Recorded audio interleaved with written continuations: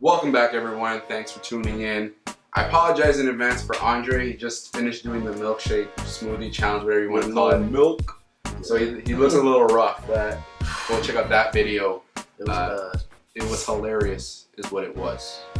Very funny. Good memories. Good memories. I'm just happy I didn't have to do it because the way it smelled. Oh my god, David almost yacked just smelling it, and it was just. Yeah, it was absolutely rancid. You guys go watch that video, so I didn't do it for nothing. Please support the channel, like, comment, subscribe. This guy's begging already. Yeah. Yeah, that was really rough. But let's go back to what we do best and let's talk about basketball. So 2 series we're going to talk about and we're going to focus on today, and we're going to focus on the Memphis Golden State series and we're going to focus on the Atlanta Wiz series. Let's get into the Memphis Golden State series first. Mike Conley came back, huge performance, 22 points, 3 assists, 8 for 12 shooting, 3 for 6 from the 3-point line. He only had, I think, 3 assists, but it's the impact he brought to the team and the leadership he has with this team. So how important was Mike Conley last night? David first. I think you said it perfectly. Mike Conley, just his presence there was a huge thing for the bench, for Zach Randolph and Marc Gasol, for Tony Allen. They felt so hyped that their captain, the leader, was back. And the 22 points, the 3 assists wasn't that much big of a thing for me because his defense on Steph Curry was spectacular. Tony Allen's defense on Klay Thompson was spectacular, but Mike Conley just going off in the first quarter, he needed to set the tone right away. And just him dangling on Steph Curry in the first quarter, I think that just brought a huge help to Memphis right now. I think, yeah, once you have your leader back, it certainly speaks volumes. Andre, your quick take on how important Conley was. I thought Conley was great, considering that he came back from surgery. He had multiple fractures in his face. He played amazing, 22 points, 3 assists, like you said, and most importantly, his defense on Steph Curry in that Golden State backcourt was absolutely huge. Because, as we know, the Golden State Warriors are a sick team, but if you cut off the head of the snake, then they have a bit of trouble. And to beat Golden State for only the 3rd time this season on their home court, it was absolutely huge. And this series just took a different dynamic with Conley's return. Yeah, like that brings me into my next question.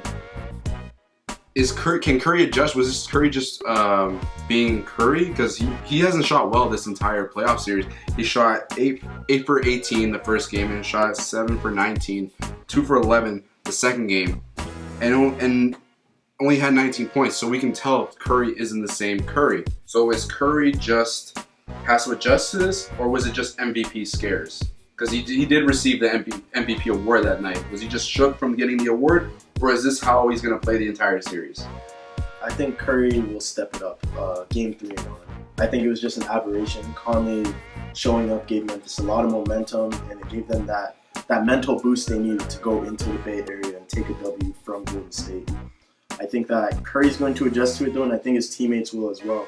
Look for Golden State to sort of run a lot of plays to make sure that Conley isn't pressuring Curry as much as he was in game 2. A lot more screens, a lot more off-ball movement to free up Curry to make those shots that he always does.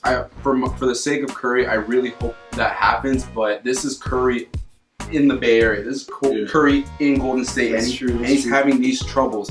For me, like we said, Memphis makes you feel them. Memphis is a very defensive-oriented team. Tony Allen was saying first team all defense last night, and he just proved it. For me, I think Curry has to do some major adjustments because I don't want him just to get the MVP award and just be like, oh, he got it because of the regular season. I want him to perform in the playoffs because I like Curry. I like seeing the show that he brings. What about you, David? What do you think? When I see Memphis and Golden State, it reminds me a lot of Damian Lillard in Memphis. Damian Lillard was shooting a lot of perimeter jump shots because he was too scared to go against Marc Gasol, Zach Randolph. And it's reminding me so much of with Steph Curry now because Steph Curry looks so scared. Why are you scared for it? Why are you so scared for to drive on these guys? Make them foul you. Make them work. Don't let these big guys just stand and chill because we know Andrew Bogus is not going to do anything. And Draymond Green's just there to shoot threes a little bit. You know, he's obviously developed, but he's there to shoot threes. But Steph Curry has to drive to the basket. He has to be effective inside the paint. He can't just settle for jump shots because if he does, then he's going to be 2 for 11 again. You're going to go die by the 3, and that's what they did in game 2. Yeah, I think also Thompson has to step out of his backcourt. Man, he didn't have a great game as well. He only had 13 points, shot 6 for 15, and 1 for 6. A quick question to you guys: is Golden State in trouble? No, I don't think they're in trouble yet. This series is a lot to be played. Yeah, it's still 1-1. What about you, Dave? Is this team in trouble? Yes or no? In order to be a great team, you got to win on the road. Memphis did that. Let's see if Golden State can do it too. So is that a yes or a no? I think they're in trouble mainly because Memphis, the grindhouse. I think they're in trouble. You know, my pick is getting a little wavy now. We all picked Golden State. I know it's kind of wavy at this point, but like, because you're shocked that Golden State lost at home, especially Steph Curry just getting the MVP. You expect to get the MVP performance.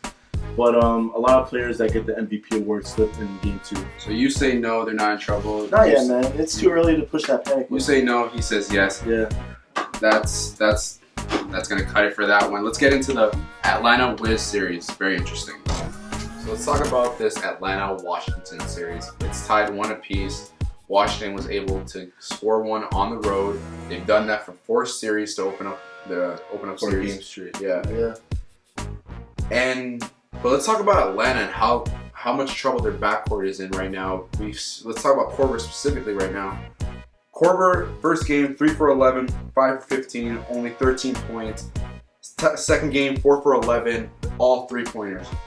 I ask you, how important is this Kyle Korver to this series, and how much of urgency does he need to step it up? Kyle Korver is the key to Atlanta's offense. He gives them that deep threat. He moves well without the ball, and without that deep threat that he offers, Atlanta's offense looks a bit different. They don't have as much space for Al Horford and Paul Millsap to operate. They have point guards like Jeff Teague and Dennis Schroeder that can't move the ball and do that driving kick that they always do. It doesn't work the same if Kyle Korver isn't hitting his shots. So if he's not hitting those deep looks that he always makes and Atlanta looks for him to make, Atlanta might be in trouble offensively. Especially because Washington's a good offensive team. Yeah, Dave, what are your thoughts on it? How important is it, Kyle Korver, for him to get it going right away? Because coming up game 3 in Washington, and we know that Washington is not a great home team. Korver, man, just needs to step it up, and he needs to work outside the perimeter. He needs to drive in more. He needs to make Bradley Beal work, because when Korver gets the ball, Bradley Beal's already gonna jump. You know, he wants to block the shot. He wants to make him contest the 3.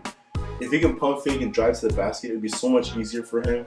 Hit some floaters, but he hasn't worked that on his game. I think if he had more of an inside presence, he would have 20 points instead of 12. He would have 25 instead of 13. All right, so let's get to his backcourt mate.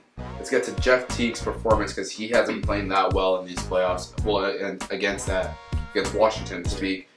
He had 11 points the first game and shot 4 for 14. And in the second game, he had 9, 7, and 8, almost a triple-double. But mind you, he went 3 for 12. Sorry, tongue twister there, and 0 for 3 on the 3-pointer. I asked you, David, first now. What do you grade Jeff Teague's performance right now? And is he in trouble? Does he need to step it up? Like, what's your point on it right now? It's a big fat F. Like, in order for, especially he's an all-star.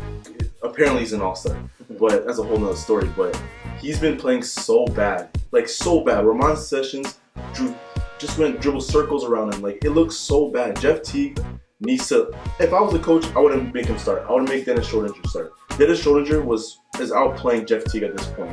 Jeff Teague is not himself. He's a shell of himself. He's shooting too much, and he's not driving to the basket. He's not being a threat to Sessions or John Wall when he comes back. It's just been very, very bad. Yeah, he needs to step it up for them to have a chance in this series to win, because I feel like if they don't, Korver and Teague don't step it up, Atlanta's going to be out, and Washington's going to find themselves fighting the Eastern Conference Finals and finding a spot in the finals.